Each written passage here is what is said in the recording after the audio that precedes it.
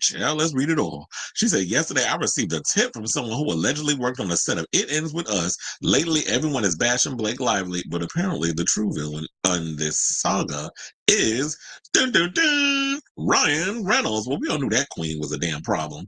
I mean, don't even get me started on the beef that he allegedly had with one of I think the director of the first Deadpool. Was it Tim Miller or something or another? I think there was something that went on behind the scenes and he got him fired off the movie. I think it was the Deadpool 2, he got him fired off of.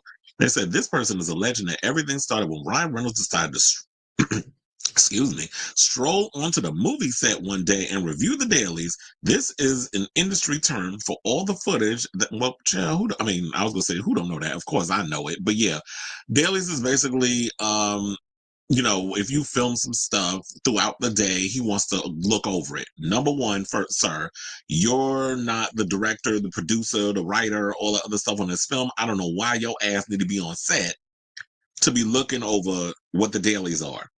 That I don't get, but let's continue. They said he then decided to take a look at the script, and between the two, something allegedly set him off. The person claims, and I cannot verify, that the production assistants then overheard Ryan and Blake having an argument in her trailer. Ryan Reynolds started being on the set on a regular basis as if he were if he were her chaperone, and that is when he started inserting himself into the actual production, including writing lines, which is what a lot of the stuff that we've been talking about on the show has been coming out, especially from Justin Baldoni. He's been out here saying that in the lawsuit that Ryan Reynolds was asserting himself, and she told me she tried to cloak it as, oh, he was giving me the courage to speak my opinion. I'm like, bitch, you a grown ass woman. You don't have that wherewithal in the backbone, and you've been acting for how long? Since before Jesus was played sign language. So how is it all of a sudden Ryan Reynolds gave you the courage and the strength to get up there and demand or ask for certain things on set? I'm like, huh? That's what your fucking union rep is for. Like, what are y'all paying unions if they're not gonna have your back in certain situations if there's things going on set that is making you uncomfortable? I don't know why your husband was there, but okay. But anyway, let's continue. They said the next part is what has been alleged via their lawsuits. Ryan and Blake, perhaps in response to husband's anger, began inserting themselves in an effort to change lines and change scenes. But it gets better. It's clear Ryan was determined to humiliate and win against Justin Baldoni. He went so far as to include lines in his separate movie Deadpool and Wolverine about having an intimacy coordinator on set and making fun of Justin Baldoni's feminism in his podcast, which is hilarious coming from Ryan Reynolds when he gives me full on faggot when I look at him. So I don't know how you run around here trying to make feminist jokes or try to say he's sensitive or being feminine when, child, the minute you open your mouth it looked like 8 designer purses done fell out. So I don't know how he running around with this shit. This is the cackle for me. But anyway, let's continue. I always gotta throw a read in as I go through it. I gotta give you commentary in real time. So Rose said, oh, so, and that was with the whole nice pool thing. That's that whole allegation. They said, this is what Justin's team is alleging. I looked at the evidence and I think it's undeniably true. Also, this is not the first time Ryan Reynolds has used his character to humiliate someone he didn't like. More evidence on that later.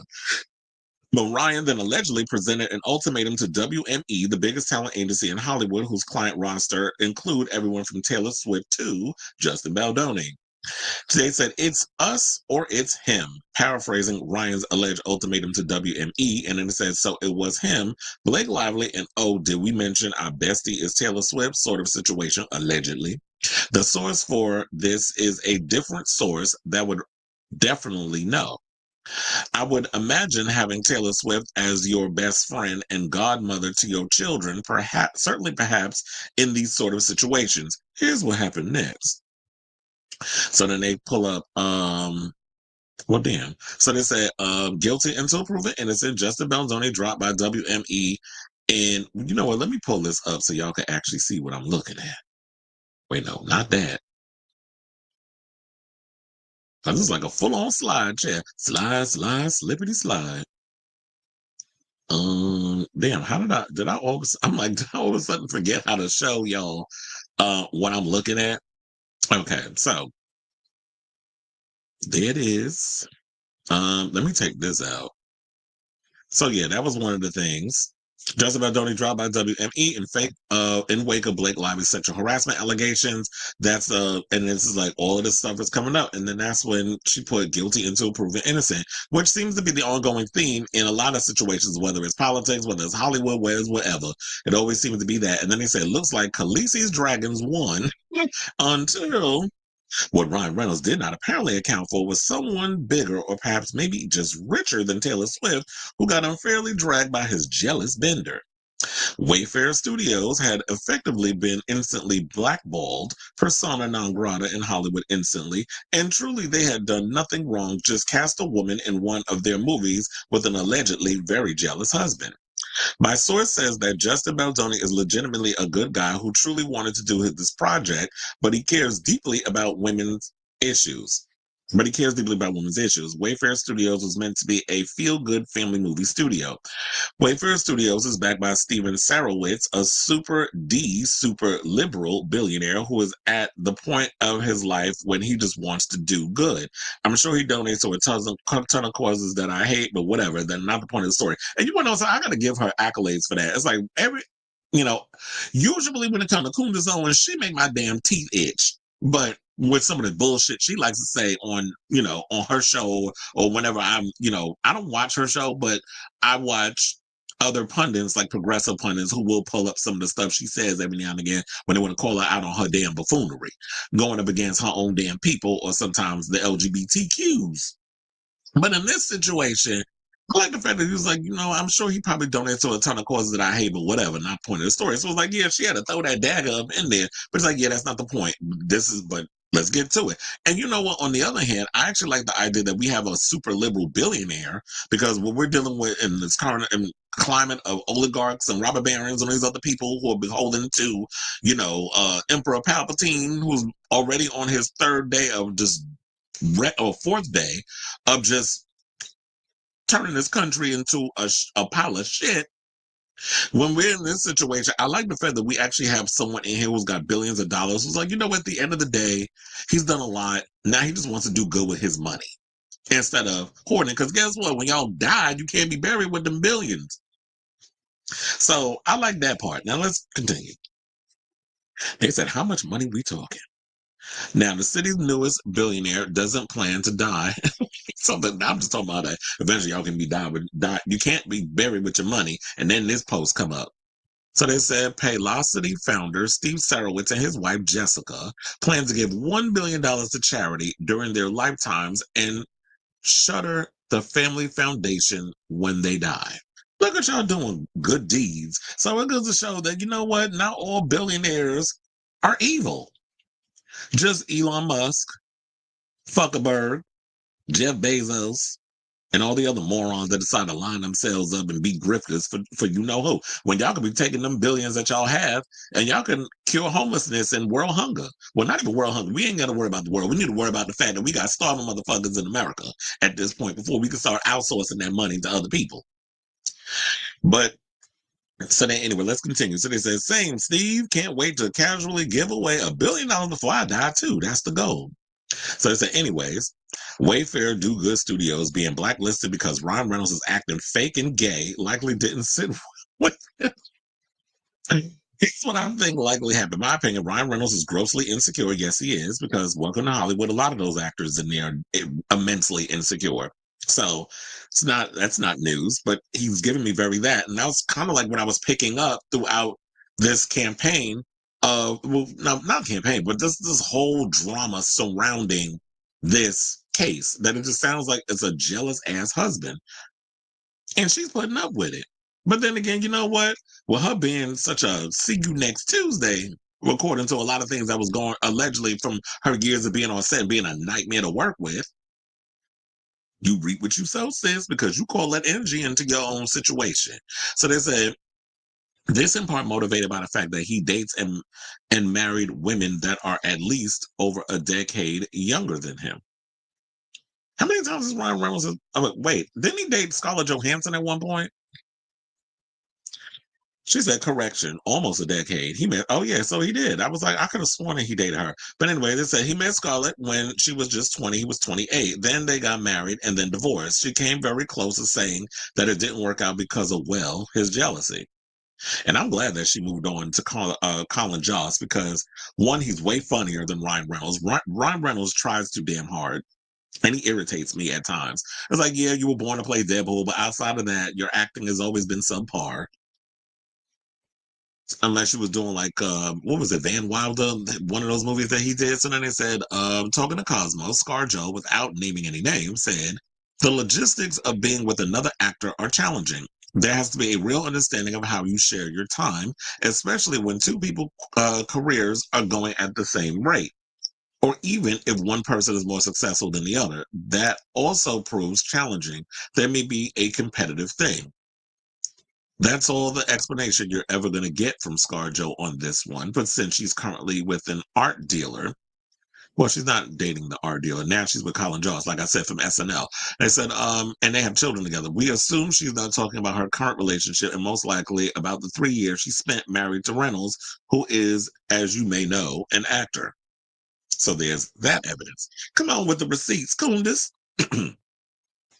So then we went on to say, with all this information, when you reflect on just how much Ryan inserted himself into the film and his weird pattern of acting, his personal frustrations out, the following clip is going to be really weird. Ryan did this to help promote It Ends With Us, and he brought in another A-lister, Hugh Jackman.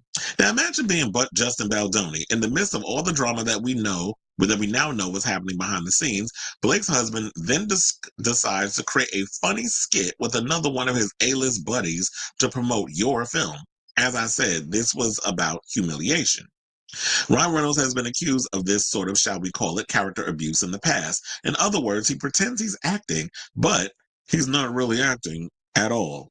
Let's take a look at what a Deadpool actor had to say about him. Final thought, I think Ryan Reynolds is unhinged. I think Blake was fine with everything in the movie she signed on for, hence not requesting an intimacy coordinator. And then all that changed the day her husband showed up on set and allegedly blew a fuse.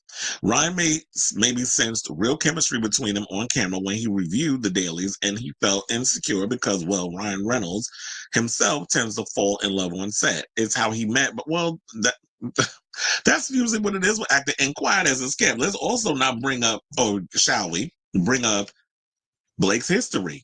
She has dated her co-stars in the past when she has worked on movies and television. So he knows what that world is like. It's like, yeah, when you're working 14 to 16 hours for 3 months on a movie, sometimes you do fall in love with your co-star. Just like I'm sure he probably fell in love with Hugh Jackman when it was on set, if you know what I'm saying, and I think you do. So then he said he tried to peacock Justin Baldoni, who was objectively more... Child? Well, let's be honest. Justin Baldoni is hot.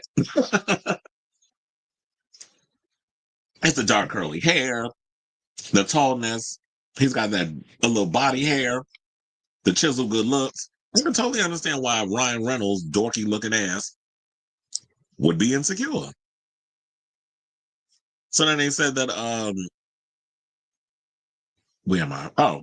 So they said by injecting himself into every layer of the movie, from the script to the promos, and reminding Justin who the A-lister is. That is why Ryan was there every step of the way, and I sense it was him that demanded Justin be put in the basement for the premiere.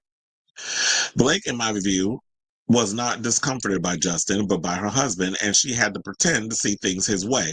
This situation has now spiraled out of control, and at the center of it is small man Ryan Reynolds with a fragile ego. Feels appropriate at the end to end this by saying, "You know you love me, XOXO, Gossip Girl." Okay, that was pretty funny.